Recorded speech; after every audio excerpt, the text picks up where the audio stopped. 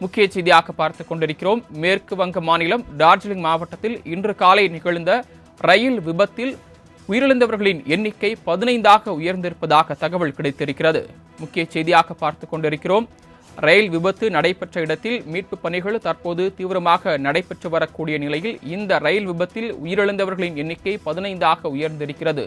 இன்று காலை மேற்கு வங்க மாநிலம் டார்ஜிலிங் மாவட்டத்தில் பயணிகள் ரயிலும் சரக்கு ரயிலும் மோதி விபத்து ஏற்பட்டது. இந்த ரயில் விபத்தில் பலி எண்ணிக்கை 15ஆக உயர்ந்திருக்கிறது. மேலும் இந்த ரயில் விபத்தில் படுகாயமடைந்தவர்களின் எண்ணிக்கையும் அதிகரித்திருக்கிறது.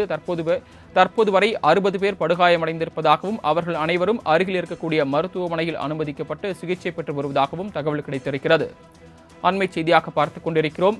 மேற்கு வங்க மாநிலம் டார்ஜிலிங் மாவட்டத்தில் நிகழ்ந்த ரயில் விபத்தில் உயிரிழந்தவர்களின் எண்ணிக்கையும் படுகாயமடைந்தவர்களின் எண்ணிக்கையும் அதிகரித்துக் கொண்டே செல்கிறது. அந்த வகையில் தற்போது வரை பலி எண்ணிக்கை 15ஆக உயர்ந்திருப்பதாக தகவல் கிடைத்திருக்கிறது.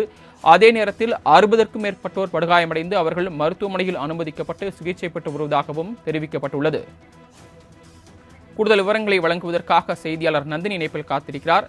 நந்தினி, இந்த ரயில் விபத்து தொடர்பாக தற்போது வரை கிடைத்திருக்கக்கூடிய தகவல்கள் என்ன, சொல்லுங்க.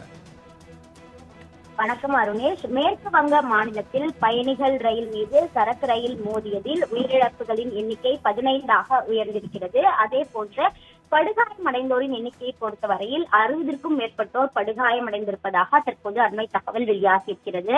மேற்கு வங்க மாநிலம் டார்ஜிலிங் மாவட்டத்தில் உள்ள நியூ ஜல்குபரி அருகே கஞ்சன்ஜங்கா விரைவு ரயில் மீது பின்னால் வந்த சரக்கு ரயில் மோதி இன்று விபத்துக்குள்ளானது. விபத்தை தொடர்ந்து ரயில் பெட்டிகள் பல தரம் புடந்தன. தகவல் அறிந்து சம்பவ இடத்திற்கு விரைந்த மீட்பு குழுவினர் மீட்பு நடவடிக்கையில் தொடர்ச்சியாக ஈடுபட்டு வருகிறார்கள்.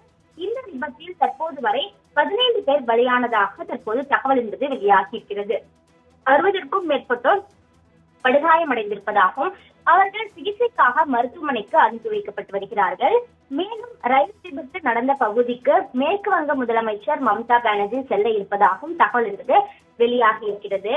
ரயில் விபத்து குறித்து மம்தாவை பொறுத்தவரையில் தன்னுடைய எக்ஸ்தல பக்கத்தில் மேற்கு வங்கத்தில் நேரிட்ட ரயில் விபத்து அதிர்ச்சி அளிப்பதாகவும் மீட்பு குழுவினர் மருத்துவ குழுவினரை அனுப்பி வைத்திருப்பதாகவும் தெரிவித்திருக்கிறார்.